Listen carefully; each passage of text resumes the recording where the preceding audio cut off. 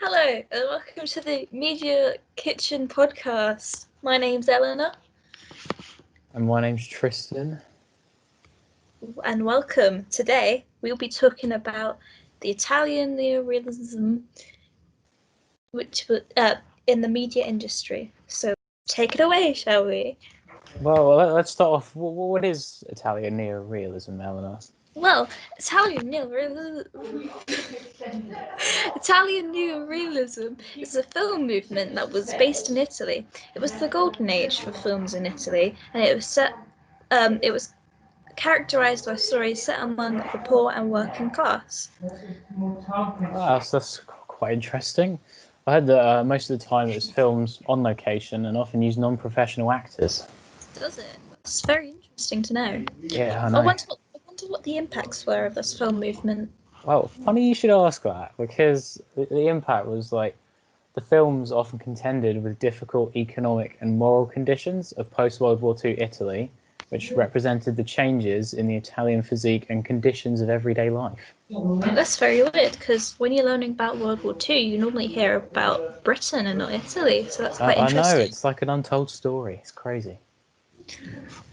Well, I've heard of some examples. There's one called Bicycle Thief. It's a film that follows the story of a poor father searching for a stolen bike because he needs his bike for his job, and without a job, he can't get any money.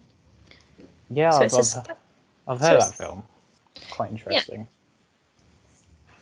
Yeah, it's also a really good example of Italian neorealism, as it focuses on the poor working class and the struggles that they must go through. So, I mean, win-win. Yeah.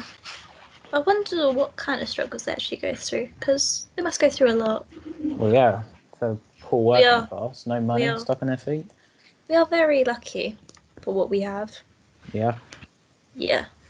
So I heard of some other examples as well. There's one called Germany Year Zero, which was in 1948, and another one from 1948 was La Terra Trema.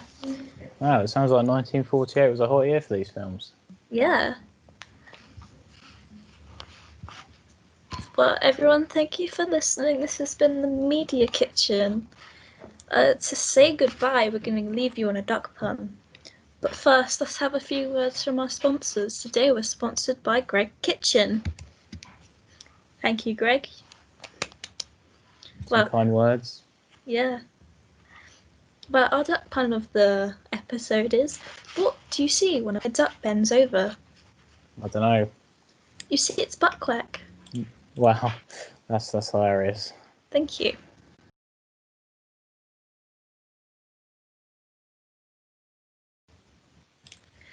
Hello and welcome back to episode 2 of the Media Kitchen. Today we're going to be talking about ideology. I'm Eleanor. And I'm Tristan. So, do you know what ideology means exactly? Well, I've heard of a small definition. I think it's sort of a system of ideas and ideals. That is correct. It's commonly held as a set of beliefs that is hidden within most media productions or products. There are two different types of ideology, dominant and alternative. Dominant is the one most people believe, and alternative is the set of beliefs that other people believe. For example, because of the whole situation between Amber Heard and Johnny Depp, most people believe that Amber Heard isn't a nice person. She is sort of like a bitch. Oh, okay. I'm thinking, could you use some sort of religion as an example? Some sort of religion. Well, a dominant ideology is that Muslims could be terrorists because, of course, the whole 9/11 situation. Yeah. Well, the alternative ideology is that they aren't. There's only a small group of Muslims that are, so people have stereotyped them to be terrorists. All right. Yeah, that makes sense, I guess.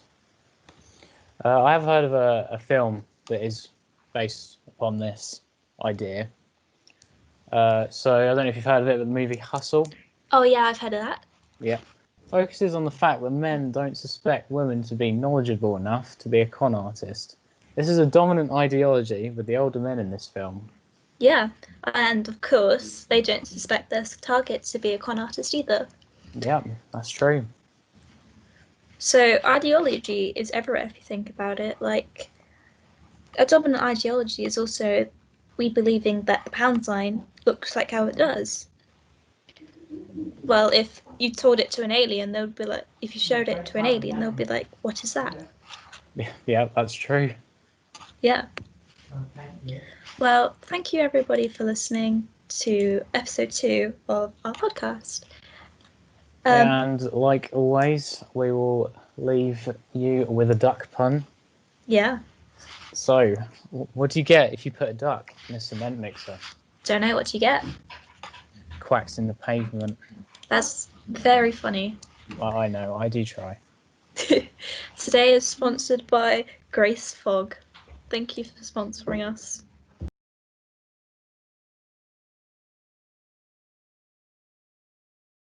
Hello and welcome to the third and final episode of the Media Kitchen. As always, I'm Ellena.